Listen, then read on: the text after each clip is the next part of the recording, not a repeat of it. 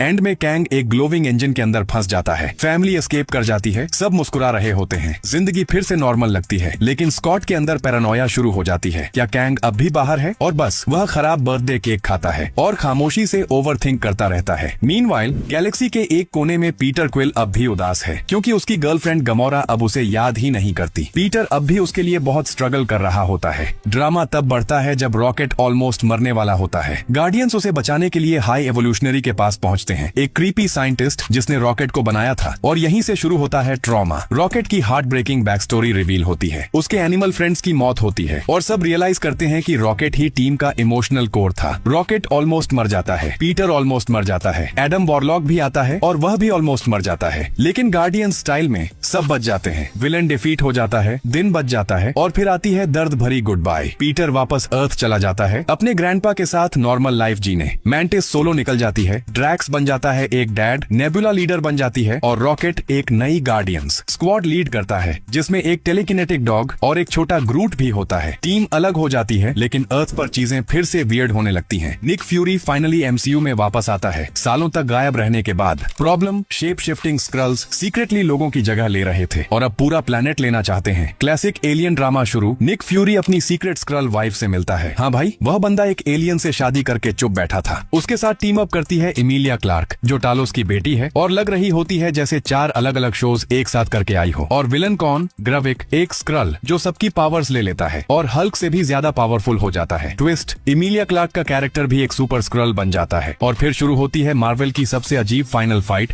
ग्राविक मर जाता है। निक फ्यूरी और उसकी एलियन वाइफ आराम से स्पेस वापस चले जाते हैं, जैसे कुछ हुआ ही ना हो। स्क्रल्स फिलहाल के लिए शांत हो जाते हैं। अर्थ को अब भी अंदाजा नहीं होता कि वह इन्वेजन के कितने करीब आ गया था। टाइम खुद बिखरा हुआ है। लोकी वापस आ चुका है, मोबियस और सिल्वी के साथ। यही वही कैओटिक ट्रियो है जिसने पिछली बार मल्टीवर्स तोड़ दिया था और अब वही उसे बचाने की कोशिश कर रहे हैं, उन्हें पता चलता है कि टाइमलाइंस तेजी से अनरेवल हो रही हैं और टीवीए अब काम का नहीं रहा। फिर मिलते हैं ओबी से, एक नर्डी टेक जीनियस जो लिटरली डक्ट टेप से टीवीए चला रहा होता है। फिर एंट्री होती है विक्टर टाइमली की, एक और Kang variant, awkward, nerdy, science में हद से ज्यादा इंटरेस्टेड, स्पॉइलर, फिर भी मर जाता है। टाइम फिक्स करने के लिए कोई नहीं बचता। लोकी खुद स्टेप अप करता है, लिटरली टाइमलाइंस को अपने हाथों में थाम लेता है, अपना सब कुछ सैक्रिफाइस कर देता है और उन्हें दोबारा रीबिल्ड करता है। लोकी बन जाता है गॉड ऑफ स्टोरीज। अब वह टाइम के बाहर एक थ्रोन पर बैठा है और अपनी विल पावर से पूरे मल्टीवर्स को होल्ड कर रहा है। लोकी अब विलन नहीं रहा, वह रियलिटी की बैकबोन बन चुका है। टीवीए भी रीबॉर्न हो जाता है। अब प्रूनिंग के बजाय टाइमलाइंस को प्रोटेक्ट किया जाता है। मल्टीवर्स अब स्टेबल लग रहा है, काइंड ऑफ। लेकिन स्पेस के एक डीप कॉर्नर में कैप्टन मार्वल की लाइफ में कैरल डैनवर्स बोर्ड है, उदास है और लगता है कि अकेले गैलेक्सी बचाते बचाते थक चुकी है। फिर अचानक जब भी कोई अपनी पावर्स यूज करता है, कैरल रैंडमली स्विच होने लगती है कमला और मोनिका के साथ। पूरा पावर स्वैप हो जाता है। यहीं से टीम अप शुरू होता है। 3 लड़कियां एक विलन के सामने खड़ी होती हैं, एक प्रॉपर इविल गर्ल बॉस जिसका बहुत बड़ा ग्रज है और जो शाइनी बैंगल्स के साथ यूनिवर्स डिस्ट्रॉय करना चाहती है। प्लैनेट्स के अक्रॉस फाइट्स होती हैं, बॉन्डिंग होती है और ये ट्रियो बन जाती है एक लिटरल बैडआस टीम। विलन मर जाती है, यूनिवर्स बच जाता है। फिर ट्विस्ट, मोनिका फंस जाती है एक बिल्कुल अलग यूनिवर्स में जहां सीधे एक्समैन मौजूद हैं। मीनवाइल कमला मिनी निक फ्यूरी बन जाती है, चुपके चुपके हीरोज को रिक्रूट करना शुरू कर देती है। पहली रिक्रूट केट बिशप,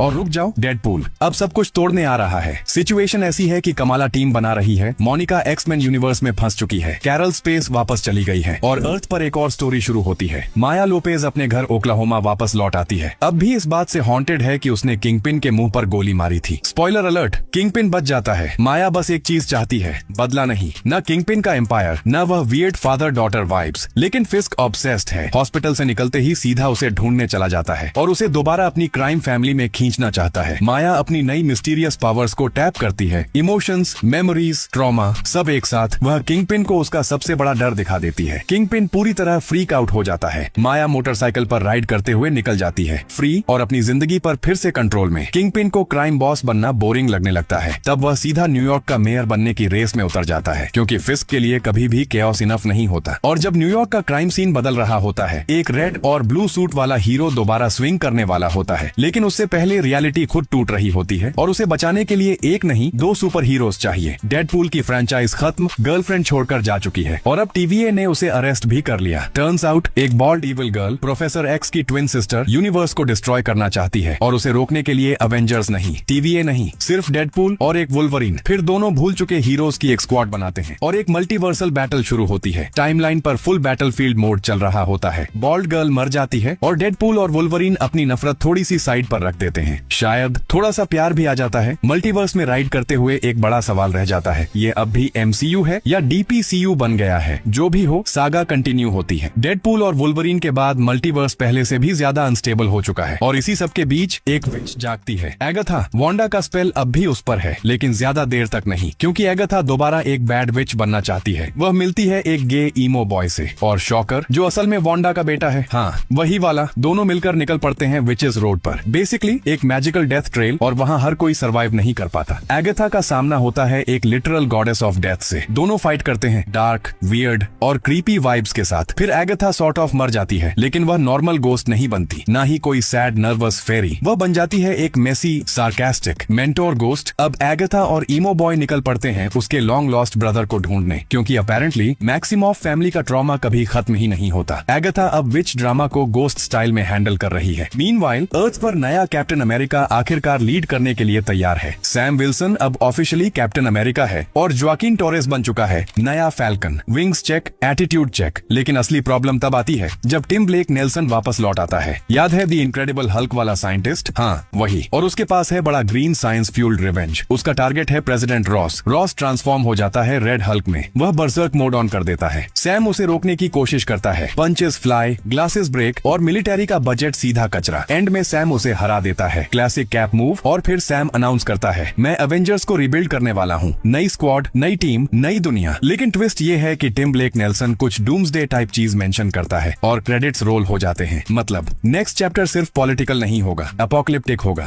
हेल्स किचन में मैट, मर्डॉक का सबसे अच्छा दोस्त, ऑफ हो जाता है। मैट पूरी तरह टूट जाता है, सूट टांग देता है, नॉर्मल लॉयर बनने की कोशिश करता है, लेकिन तब तक किंगपिन बन चुका होता है न्यूयॉर्क का मेयर और उसका पहला काम होता है सारे सुपर हीरो हीरोज को बैन करना। मैट ज्यादा देर साइड लाइन्स पर नहीं रह सकता, वह फिर से अपना हॉर्न पहनता है। द डेविल इज बैक उसका पहला मिशन होता है एक ट्विस्टेड सीरियल किलर को ढूंढना जो अपने विक्टिम्स को लिटरली पेंट करता है। डार्क, ब्रूटल और डिस्टर्बिंग। मैट जीत जाता है, किलर मर जाता है और फिर एंट्री होती है द पनिशर की। Still brutal, still ruthless. वह और मैट थोड़ी देर टीम अप करते हैं लेकिन पनिशर कैप्चर हो जाता है। किंगपिन अपनी ग्रिप और भी टाइट कर लेता है। हीरोज अब फ्यूजिटिव्स बन चुके हैं लेकिन मैट बिल्कुल नहीं हिलता। एक बार में अकेला घुस जाता है। Bloody knuckles, battle worn whiskey हाथ में, क्योंकि हेल्स किचन में अभी भी एक डेविल है और अभी उसकी कहानी शुरू हुई है। और फिर फैंटास्टिक फोर की कहानी शुरू होती है। मूवी एक ऑल्टरनेट 1960s टाइमलाइन से शुरू होती है। रीड रिचर्ड्स और सू स्टॉर्म अब एक बेबी एक्सपेक्ट कर रहे हैं और तभी एंट्री होती है गैलेक्टस की, प्लैनेट ईटिंग कॉस्मिक विलन। वह सीधे अर्थ पर आता है और फैंटास्टिक फोर के सामने अब तक का सबसे बड़ा थ्रेट बनकर खड़ा हो जाता है। उसका हेरल्ड सिल्वर सर्फर। इसी बीच जॉनी स्टॉर्म अभी भी अपना हॉट हेड एटीट्यूड नहीं छोड़ता और बेन ग्रिम बस सबको साथ रखने की कोशिश कर रहा होता है। फाइनल बैटल में सू स्टॉर्म अपनी शील्ड जनरेटिंग पावर्स का एक्सट्रीम यूज करती है। वह गैलेक्टस को टाइम्स स्क्वायर पोर्टल में फोर्स कर देती है। अपनी फैमिली और अर्थ को बचाते हुए अपनी लिमिट्स क्रॉस कर देती है। सू गिर जाती है और सब शॉक्ड रह जाते हैं। फिर एक इमोशनल मोमेंट आता है। रीड रिचर्ड्स अपना बेबी फ्रैंकलिन उसके सीने पर रखता है और फ्रैंकलिन की लेटेंट कॉस्मिक पावर्स सू को रिवाइव कर देती हैं। पोस्ट क्रेडिट सीन में सू अपने जीनियस बेटे फ्रैंकलिन के साथ बैठी बुक्स पढ़ रही होती है। वह एक और किताब लेने के लिए उठती है लेकिन जैसे ही वापस आती है सू इंस्टेंटली अलर्ट हो जाती है क्योंकि वह अकेली नहीं है। फ्रैंकलिन के सामने एक ग्रीन हुडेड आदमी खड़ा है, डॉक्टर डूम, और डूम बिल्कुल काम होकर फ्रैंकलिन से बात कर रहा होता है। Next chapter Thunderbolts. अब बारी आती है थंडरबोल्ट्स की। ये लोग रियल एवेंजर्स नहीं है और ये खुद भी यह बात जानते हैं। बस गवर्नमेंट इश्यू शेडी नॉकऑफ्स ट्रॉमा के साथ। लेकिन सब कुछ तब बदल जाता है जब उनकी मुलाकात होती है एक नए मॉन्स्टर से। मार्वल का अपना ट्विस्टेड होमलैंडर वर्जन, असल में एक डीमन डिस्गाइज में, जो लोगों को बैड ड्रीम्स दिखा रहा होता है। वैलेंटीना चाहती है उसे वेपनाइज करना, केओस को कंट्रोल करना, लेकिन येलेना कुछ और करती है। वह उसे हग करती है और एकदम से वह शांत हो जाता है। कुछ बदल जाता है और वहीं से थंडरबोल्ट्स को अपना पर्पस मिल जाता है। अब वे सिर्फ नॉकऑफ्स नहीं रहे, अब वे एक रियल, यूनिक और पावरफुल टीम बन चुके हैं। पोस्ट क्रेडिट सीन में थंडरबोल्ट्स की पूरी टीम आसमान की तरफ देखती है।